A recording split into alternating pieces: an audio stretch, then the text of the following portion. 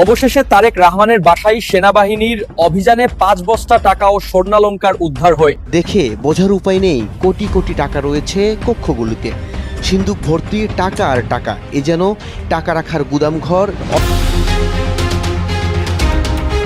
এদিকে আজ সেনাবাহিনীর অভিযানে তারেক রহমান কঠিন বিপদের মুখে পড়েছে। নির্বাচনকে কেন্দ্র করে সারা দেশে এই মুহূর্তে ভয়াবহ পরিস্থিতি এবং অস্থিতিশীল পরিবেশ চলছে। বিএনপির মান সম্মান সব শেষ, অপমান হলেন তারেক রহমান এবং তার স্ত্রী জোবাইদা রহমান। তারেক রহমান ভয়ে কাবু হয়ে বাড়ি বসে থেকে এই যে তাকে নিয়ে ধন্য ধন্য রব পড়ে গেছে। আগামী সরকারের হাতে হারিকেন ধরিয়ে দিয়ে যেতে চাইছেন ইউনূস। হারিকেন ধরিয়ে দিয়ে যেতে চাইছেন, এটি বলছি শিরোনামে, কিন্তু আদৌ যাবেন কিনা এমন একটি প্রশ্ন আছে জনপরিসরে। কারণ হচ্ছে ইউনূস যদি রাষ্ট্রপতির টোপটা গিলে ফেলেন। নির্বাচনী প্রচারণা শুরুর প্রথম দিনেই জামায়াত প্রমাণ করেছে তারা বড় মাঠের বিশ্বমানের player. Reuters, Al Jazeera, Washington Post সহ পৃথিবীর সবচেয়ে বড় গণমাধ্যমগুলো বলছে ক্ষমতায় আসতে যাচ্ছে জামায়াত। আওয়ামী লীগকে বাংলাদেশে ঢুকতে দিতে হবে, ইসলামপন্থীদেরকে দমন করতে হবে একই সঙ্গে, এবং ভারতের অনুমতি ছাড়া কোনো অস্ত্র কেনা যাবে না। এদিকে সন্ধ্যার পরেই আওয়ামী লীগের জন্য ঐতিহাসিক সুসংবাদ। শেখ হাসিনাকে বাদ দিয়ে দলের চেয়ারম্যান হচ্ছে ছেলে সজীব ওয়াজেদ জয়। এবার দল থেকে ফাইনালি বাদ পড়েছে শেখ হাসিনা। একদিকে এই মুহূর্তে শেখ হাসিনাকে নিয়ে অনেক কথা আসতেছে, অন্যদিকে আজকে তারেক রহমান কঠিন বিপদের মুখে পড়ে বিভিন্ন পরিকল্পনার মাধ্যমে। তারেক রহমান যখন বাংলাদেশে ঢুকেছিল ঠিক তখন থেকেই বিএনপি নেতাকর্মীদের মধ্যে একটা ভয় কাজ করছিল। আজকে সেনাবাহিনীর অভিযানে নতুন একটা রহস্য উন্মোচন হয়, তারেক রহমান বিপদে পড়ে। দর্শক শ্রোতা, আপনারা দেখতে পারবেন এই বিষয়টাকে কেন্দ্র করে অনেক আলোচনা সমালোচনার মাধ্যমে অনেক তথ্য তুলে ধরে। সম্পূর্ণ ভিডিও দেখবেন, দেশের রাজনীতির সকল আপডেট, তারেক রহমানের অবস্থা বা শেখ হাসিনার বিভিন্ন পদক্ষেপ সবকিছু দেখতে পারবেন এই একটি ভিডিওতে। কপাল পুরল বিএনপির। র্যাবের ভয়ঙ্কর অভিযানে মির্জা আব্বাসের বাড়ি থেকে উদ্ধার ৭০০ কোটি টাকা। আজকের শীর্ষ খবরে এক চাঞ্চল্যকর ঘটনা। নির্বাচনের দোরগোড়ায় দাঁড়িয়ে বিএনপির জন্য মারাত্মক ধাক্কা। র্যাপিড অ্যাকশন ব্যাটালিয়নের র্যাব একটি অভূতপূর্ব অভিযানে বিএনপির স্থায়ী কমিটির সদস্য ও ঢাকা ৮ আসনের প্রার্থী মির্জা আব্বাসের রাজধানীর শাহজাহানপুরের বাসভবন থেকে প্রায় ৭০০ কোটি টাকার নগদ অর্থ উদ্ধার করা হয়েছে। এই অর্থের পরিমাণ এতটাই বিশাল যে দেশের রাজনৈতিক অঙ্গনে তোলপাড় সৃষ্টি হয়েছে। বিএনপির নির্বাচনী প্রচারণা এখন বড় ধাক্কার মুখে পড়ল বলে মনে করছেন রাজনৈতিক বিশ্লেষকরা। আমাদের প্রতিনিধি রিপোর্ট করছেন ঘটনাস্থল থেকে। গতকাল রাত ১১টা থেকে শুরু হওয়া র্যাবের এই অভিযান আজ সকাল পর্যন্ত চলে। র্যাব 3 এর একটি বিশেষ টিম গোয়েন্দা তথ্যের ভিত্তিতে মির্জা আব্বাসের শাহজাহানপুরের বাড়িতে অভিযান চালায়। প্রথমে বাড়ির চারপাশ ঘিরে ফেলা হয়, তারপর ভেতরে প্রবেশ করে তল্লাশি শুরু। বাড়ির বেসমেন্ট, গ্যারেজ এবং বিভিন্ন কক্ষ থেকে বিপুল পরিমাণ নগদ টাকা, বিদেশি মুদ্রা এবং সোনার বার উদ্ধার করা হয়। র্যাবের প্রাথমিক হিসাবে নগদ টাকার পরিমাণই ৭০০ কোটি টাকার কাছাকাছি। এছাড়া প্রায় ৫০ কোটি টাকা সমমূল্যের সোনা ও বিদেশি কারেন্সি পাওয়া গেছে। র্যাবের মুখপাত্র এক সংক্ষিপ্ত ব্রিফিং এ জানান, এই অভিযান ছিল গোয়েন্দা তথ্য ভিত্তিক। আমরা নিশ্চিত হয়েছি যে এই অর্থ অবৈধ উপায়ে সংগৃহীত এবং নির্বাচনী কাজে ব্যবহারের উদ্দেশ্যে লুকিয়ে রাখা হয়েছিল। এর সাথে মানি লন্ডারিং, দুর্নীতি এবং নির্বাচনী অর্থায়নের অভিযোগ জড়িত।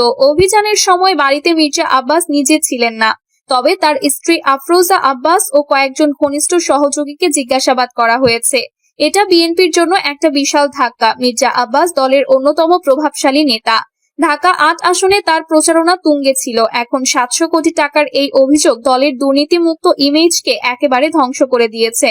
জনগণের মনে প্রশ্ন উঠবে, এত টাকা কোথা থেকে এলো? নির্বাচন কমিশন এখন তদন্ত করতে বাধ্য হবে। বিএনপির অন্যান্য নেতাদেরও এর প্রভাব পড়বে। এটা শুধু মির্জা আব্বাসের ব্যক্তিগত সমস্যা নয়, পুরো দলের কপাল পুড়ে গেছে। অভিযানের পর র্যাব টিম অর্থের ব্যাগগুলো সিল করে নিয়ে যায়। স্থানীয়রা জানান, গত কয়েকদিন ধরে বাড়ির আশেপাশে অস্বাভাবিক গতিবিধি দেখা গিয়েছিল। কয়েকটি গাড়ি রাতের বেলা আসা যাওয়া করছিল। র্যাব সূত্র বলছে, এই অর্থের একটা বড় অংশ বিদেশ থেকে হুন্ডির মাধ্যমে আনা হয়েছে। এছাড়া কিছু অর্থ নির্বাচনী প্রচারণার জন্য ব্যবহারের পরিকল্পনা ছিল বলে ধারণা করা হচ্ছে। বিএনপির পক্ষ থেকে এখনো কোনো আনুষ্ঠানিক প্রতিক্রিয়া আসেনি, তবে দলের একজন নেতা নাম প্রকাশ না করে বলেছেন, এটা সরকারের চক্রান্ত। নির্বাচনের আগে আমাদের নেতাদের হেয় করার চেষ্টা। অন্যদিকে আওয়ামী লীগের নেতারা বলছেন, দুর্নীতির ফসল এখন ঘরে ফিরছে। জনগণের টাকা লুট করে যারা রাজনীতি করছিল তাদের মুখোশ খুলে গেছে। এই ঘটনার পর নির্বাচন কমিশন কি পদক্ষেপ নেবে আমরা জানার চেষ্টা করছি। র্যাব জানিয়েছে মির্জা আব্বাসকে জিজ্ঞাসাবাদের জন্য তলব করা হবে। তার বিরুদ্ধে মানি লন্ডারিং, দুর্নীতি ও নির্বাচনী আচরণবিধি লঙ্ঘনের মামলা দায়ের হতে পারে। এই অভিযান কি বিএনপির নির্বাচনী সম্ভাবনাকে পুরোপুরি শেষ করে দেবে? সময়ই বলবে। এই ভয়াবহ অভিযানে 700 কোটি টাকার কালো টাকার পাহাড় উদ্ধার হওয়ায় বিএনপি নির্বাচনী স্বপ্ন চূর্ণ বিচ্ছূর্ণ হয়ে গেছে। মির্জা আব্বাসের মতো শীর্ষ নেতার এই কেলেঙ্কারি দলের দুর্নীতিমুক্ত ভাবমূর্তিকে এক নিমিষে ধ্বংস করেছে। জনগণের মনে এখন একটাই প্রশ্ন, এত বিপুল অর্থ কোথা থেকে এলো? নির্বাচন কমিশনের তদন্ত ও আইনি ধাক্কা দলকে আরো গভীর সংকটে ফেলবে। নির্বাচনী প্রচারণা শুরুর প্রথম দিনেই জামায়াত প্রমাণ করেছে তারা বড় মাঠের বিশ্বমানের player. Reuters, Al Jazeera, Washington Post সহ পৃথিবীর সবচেয়ে বড় গণমাধ্যমগুলো বলছে ক্ষমতায় আসতে যাচ্ছে জামায়াত। সেজন্য আমেরিকা, ইউরোপ সহ আন্তর্জাতিক মহল জামায়াতকে কাছে টানতে চাইছে। আল জাজিরা প্রশ্ন করেছে, বাংলাদেশের পরবর্তী নেতৃত্ব কি তাহলে জামায়াতের হাতেই? বাংলাদেশের নির্বাচনের আনুষ্ঠানিক প্রচারণা শুরু হয়ে গেছে এরই মধ্যে। নির্বাচনে অংশ নিচ্ছে 51টি দল, স্বতন্ত্র সহ মোট প্রার্থী সংখ্যা 1981 জন। এই সময় প্রার্থী এবং দলগুলো যখন গণমাধ্যমে একটু জায়গা পাওয়ার জন্য মুখিয়ে আছে, তখন দেশের মিডিয়া ছাপিয়ে আন্তর্জাতিক গণমাধ্যমগুলো পর্যন্ত জামায়াতের দখলে। রয়টার্স লিখেছে, হাসিনার পতনের পর জামায়াতে ইসলামী বাংলাদেশের বিকল্প হিসেবে গড়ে উঠেছে। দুর্নীতি বিরোধী ইমেজ, কল্যাণমূলক কার্যক্রম এবং জেনজিদের পালস বুঝতে পারার কারণে জরিপগুলোতে জামায়াতকে সবচেয়ে বেশি জনপ্রিয় দল হিসেবে দেখা যাচ্ছে। একই ধরনের কথা বলছে আল জাজিরাও। তারা বলছে, জামায়াত নিজেদেরকে মধ্যপন্থী ইসলামী দল হিসেবে তুলে ধরেছে, সংবিধান মেনে সংস্কারের প্রতিশ্রুতি দিচ্ছে এবং সংখ্যালঘু প্রার্থীও দিয়েছে। তারা বলছে, জামায়াত এলে শরিয়া আইন বা নারী অধিকারের উপরে প্রভাব নিয়ে উদ্বেগ আছে ঠিকই, তবে জামায়াতে উচ্চশিক্ষিত মানুষ আছেন অনেকে, কাজেই জামায়াত হয়তো ইরানের পথে যাবে না, বরং তারা যাদেরকে আদর্শ মনে করে সেই তুরস্কের মতোই একটি মধ্যপন্থী সরকার পরিচালনা করতে পারে। তবে সবচেয়ে বিস্ময়কর খবর দিয়েছে মার্কিন গণমাধ্যম দ্য ওয়াশিংটন পোস্ট।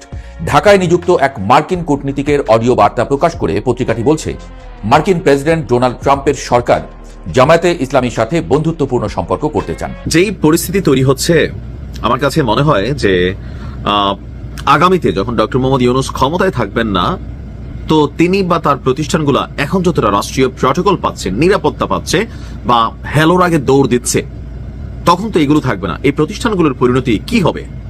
তবে আমি বরাবরের মতোই বলি, দেখেন, একজন ব্যক্তির সাথে রাগ থাকতে পারে, কিন্তু তার প্রতিষ্ঠানের সাথে না। এটা কোনো রাজনৈতিক প্রতিষ্ঠান না। আওয়ামী লীগের অনেক নেতাকর্মী, এমপির সাথে ওই দেশের মানুষের রাগ ছিল, কিন্তু তাদের যে সকল প্রতিষ্ঠানে অগ্নিকাণ্ডের ঘটনা ঘটেছে সেইটারও আমি তীব্র নিন্দা জানিয়েছি। কেন? কারণ এই প্রতিষ্ঠানগুলোতে সাধারণ মানুষ কাজ করে, কিছু রিজিক তাদের জন্য প্রতিষ্ঠান থেকে আসে। ব্যক্তি অপরাধ করছে, প্রতিষ্ঠান না। তবে হ্যাঁ, কোন প্রতিষ্ঠানের নাম দিয়ে যদি রাষ্ট্রকে লুট করা হয়, সেই প্রতিষ্ঠানকে জব্দ করা সরকারের কাজ, তবে বন্ধ করা যাবে না যেন মানুষ কর্মহারা না হয়ে পড়ে। ডক্টর ইউনূসের সাথে আওয়ামী লীগের প্রচুর রাগ আছে, রাগের শেষ নাই। গতকালকেও দিল্লিতে দেওয়া শেখ হাসিনার যে অডিও কনফারেন্স, সেখানেও ডক্টর ইউনূসের প্রতি তার তীব্র ক্ষোভ প্রকাশ করেছেন। এর মাঝখানে গেল 17 মাসে, জাস্ট লাস্ট কয়েক মাসে সারা বাংলাদেশে ছড়িয়ে ছিটিয়ে থাকা গ্রামীণ ব্যাংকের যে শাখাগুলো আছে, বেশ কয়েকটাতে অগ্নিকাণ্ডের ঘটনা আপনার বা অনেক কিছু কিন্তু ঘটেছে। এমনকি প্রকাশ্যে ফেসবুকে বা সোশ্যাল মিডিয়ায় আপনার সাইটে আওয়ামী লীগ, যুবলীগ, ছাত্রলীগ, বিভিন্ন লীগের শাখারা কিন্তু বারবার বলছে যে গ্রামীণ ব্যাংকে তারা একদিন তাদের অফিস বানাবে। কেন? এই ডক্টর ইউনূস সরকারের নেতৃত্বে 32 ভাঙা হয়েছে। এখন উনি কি নেতৃত্ব দিচ্ছেন? না, উনি সরকারে ছিলেন, ব্যবস্থা নেন না, তো সেনাবাহিনী থেকে পাঠাইছেন। এখন আওয়ামী লীগ মনে করতেছে এটার নাম মাত্র পাঠাইছে, সরকার যদি চাইতো তাহলে 32কে কেউ টাচ করতে পারতো না। এটা আওয়ামী লীগের মনে মনে একটা ক্ষোভের জায়গা 32 থেকে। এখন দেখেন, আর কয়েকদিন, অল্প কয়েকদিন ক্ষমতায় আছে ডক্টর ইউনূস। যাবার আগ মুহূর্তে ময়মনসিংহের গৌরীপুর উপজেলায় গ্রামীণ ব্যাংকের একটি কার্যালয়ে কে বা কারা, অর্থাৎ একদল দুর্বৃত্তরা অগ্নিসংযোগের ঘটনা ঘটিয়েছে। এতে কার্যালয়ের ভেতর থাকা আসবাবপত্র, গুরুত্বপূর্ণ কাগজপত্র পড়ে ক্ষতিগ্রস্ত হয়েছে। এমনকি কখন লাগাইছে দেখেন, যখন জুমার নামাজের টাইম চলছে। কি বড় শয়তান তারা এই ঘটনা ঘটাইছে। বাবা, নামাজের টাইম তো, এখন জুমার নামাজের টাইম, সব দিক খালি থাকে, মানুষ মসজিদে যায়, পুরুষ থাকে না। তো জুমার নামাজের সময় গৌরীপুর উপজেলার ডৌহাখোলা ইউনিয়নে অবস্থিত যে গ্রামীণ ব্যাংক, এখানে এই অগ্নিকাণ্ডের ঘটনা ঘটানো হয়েছে। গ্রামীণ ব্যাংক গৌরীপুর শাখার ফিল্ড অফিসার রাহিমা বলছেন যে ব্যাংক কার্যালয়ের পাশেই তার বসতবাড়ি। হঠাৎ তিনি কার্যালয়ের জানালা ভাঙা অবস্থায় ভেতরে আগুন জ্বলতে দেখতে পান। বিষয়টি বুঝতে পেরে তিনি আশপাশের লোকজনকে ডেকে আনেন। পরে ফায়ার সার্ভিসের একটি দল আসে এবং সেখানে পরিদর্শন করে। এখন কে বা কারা, এটা নিয়ে তদন্ত ছাড়া কোনো কিছু বলার সুযোগ নেই। পুলিশ বলছে বিষয়টা আমলে নিয়েছে। এখন এই গ্রামীণ ব্যাংকে ডক্টর ইউনূসের মালিকানায় আছে, হয়তোবা চাকরি করে কারা, সাধারণ মানুষ, আমার আপনার পরিবার। গ্রামীণ ব্যাংকে যদি আপনি জ্বালাই দেন, পোড়াই দেন, ভাই আপনার লাভটা কি হবে? মনের রাগ মিটবেই তো। আপনি যদি ডক্টর ইউনূসের সরাসরি কোনো একটা বকাও দিতে পারেন, তখন আপনার এক ধরনের, কিন্তু এই প্রতিষ্ঠানগুলো এগুলো রাষ্ট্রের সম্পত্তি, এটা আপনাকে বুঝতে হবে। তবে আওয়ামী লীগ চিন্তা করে আমরা কেন বুঝবো, ডক্টর ইউনূস তো এত শিক্ষিত মানুষ, উনি কেন বুঝলো না, উনি কেন আওয়ামী লীগকে রক্ষা করলো না। এখন দেখেন এই যে পাল্টাপাল্টি খেলায় কার কি লাভ হচ্ছে, আমি আসলে বুঝি না এই প্রতিহিংসাগুলা কেন আসলে শেষ হচ্ছে না। তো এখনই যদি এই অবস্থা হয়, বিএনপি ক্ষমতায় আসলে অথবা যারাই ক্ষমতায় আসুক, তারা কি ডক্টর মোহাম্মদ ইউনূসের গ্রামীণ ব্যাংকে এই পরিমাণ প্রটোকল দিবেন, অথবা প্রশাসন কি এত তড়িৎ গতিতে, বিদ্যুৎ গতিতে সাপোর্ট দিবে? এই দেশে তো আমরা পড়ছি যে কি ডাক্তার আসিবার পূর্বে রুগীটি মারা গেল, আর যে কোনো অপরাধ ক্রাইম সিনে পুলিশ সবসময় দেরিতে পৌঁছায়। আর চিন্তা করেন ভবিষ্যতে কখন যদি আওয়ামী লীগ আসে, তাহলে এই গ্রামীণ ব্যাংক নিয়ে তাদের যে ওয়াদা, আওয়ামী লীগের যতটুকু রগে চিনি বা বুঝি, তারা অনেক কিছু ঘটাবে। তখন ডক্টর ইউনূস কি করবেন? কথা বলতে চায় যে আগামী সরকারের হাতে হারিকেন ধরিয়ে দিয়ে যেতে চাইছেন ইউনূস। হারিকেন ধরিয়ে দিয়ে যেতে চাইছেন, এটি বলছি শিরোনামে, কিন্তু আদৌ যাবেন কিনা এমন একটি প্রশ্ন আছে জনপরিসরে। কারণ হচ্ছে ইউনূস যদি রাষ্ট্রপতির টোটটা গিলে ফেলেন, তাহলে তো তিনি থেকেই গেলেন। আগামী সরকারের হাতে হারিকেন বিশেষ করে অর্থনৈতিক ক্ষেত্রে ধরিয়ে দিয়ে যাচ্ছেন, যে এটি এক প্রকার নিশ্চিত। এমন একটি সংবাদই করেছে বাংলাদেশের একটি জাতীয় দৈনিক। আর্থিক চাপে পড়বে পরবর্তী সরকার, সেই সংবাদটির আলোকেই কথা বলতে চাই। বাংলাদেশ প্রতিদিনের সংবাদ শিরোনাম এটি। তারা বলছে যে বাংলাদেশ এই মুহূর্তে অর্থনৈতিকভাবে একদম বিপর্যস্ত, এবং অর্থনীতিতে যে একটু দাঁড় করিয়ে দিয়ে যাবেন তা নয়, 1.5 বছরে বরঞ্চ যে অর্থনীতি ছিল সেটিকে আরও একদম নিচে নামিয়ে দিয়ে 12 জানুয়ারি একটি নির্বাচন রঙ্গ হচ্ছে। এই নির্বাচন রঙ্গের মাধ্যমে যে একটি সরকার আসবে, সেই সরকারের হাতে ক্ষমতা হস্তান্তর করে দিতে চাইছেন ইউনূস। এতে কি হবে? এতে কি দেশ চালানো যাবে? বাংলাদেশ প্রতিদিন তাদের সংবাদে বলছে, কিংবা আমরাও নানা রকম বিশ্লেষণে দেখেছি যে আগামীতে যেই ক্ষমতায় আসুক না কেন, তার জন্য দেশ চালানো বিস্তর কঠিন হবে। বাংলাদেশ প্রতিদিন বলছে, ত্রয়োদশ জাতীয় সংসদ নির্বাচনের পর যে দলই জিতুক, দেশ পরিচালনার ক্ষেত্রে কারো জন্যই সহজ হবে না। বিশেষ করে অর্থনৈতিক ক্ষেত্রে নির্বাচিত সরকারকে অনেক বেশি চ্যালেঞ্জের মুখে পড়তে হবে, কেননা অন্তর্বর্তী সরকার চলমান আর্থিক খাতের সংস্কার কার্যক্রম শেষ না করেই বিদায় নিতে যাচ্ছে। অসমাপ্ত কাজগুলো শেষ করতে হবে নির্বাচিত সরকারকে। আবার এসব আর্থিক খাতের চলমান সংস্কার মাঝপথে থেমে গেলে আরো বেশি সংকট তৈরি করবে সামষ্টিক অর্থনীতি। একই সঙ্গে ভোটের পর শুরু হবে রমজান মাস, আসবে ঈদ উল ফিতর, সেটাও একটা অতিরিক্ত চাপ। রাজনৈতিক অনিশ্চয়তা ও নির্বাচন ঘিরে ব্যবসা বাণিজ্যে চরম মন্দা বিরাজ করছে।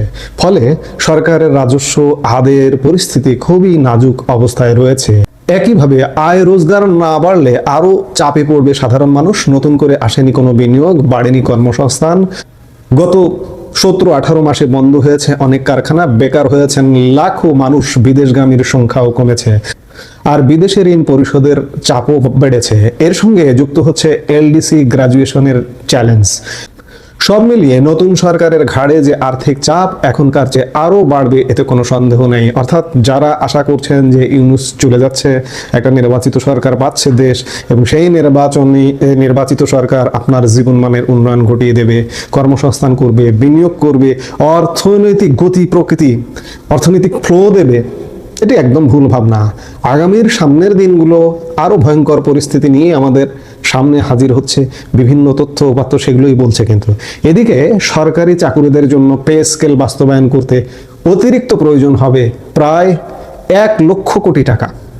সরকারি চাকুরিদের এই যে বেতন বাড়াতে হবে, ঠিক আছে, 10 বছর আগে 2015 সালে সর্বশেষ বেতন স্কেল বৃদ্ধি পেয়েছিল, কিন্তু বাড়াটা যদি সীমা ছাড়া হয়, এই সীমা ছাড়া বাড়াটা কি আমার দেশের সক্ষমতা আছে কিনা? 1 লক্ষ কোটি টাকা মানে চিন্তা করুন, আমার বাজেটের প্রায় 12.5%, কিংবা 1 লক্ষ না হয়ে 80,000 কোটি, 1 লক্ষ থেকে 80,000 কোটি টাকা বাড়তি অর্থ লাগবে।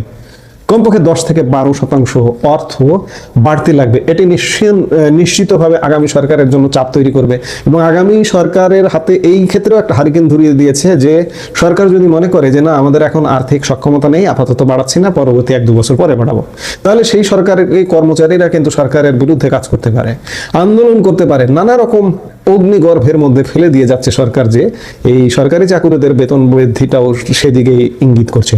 শুধু তাই নয়, দর্শক আপনারা তো দেখলেন এখানে কি কথা হচ্ছে, অনেকেই কিন্তু অনেক কথা বলতেছে, বিশেষ করে এইখানে তারেক রহমানের বিষয়ে কথা হয়, অন্যদিকে শেখ হাসিনার বিভিন্ন পদক্ষেপ বা দেশের রাজনৈতিক প্রেক্ষাপটগুলো নিয়ে কথা হয়।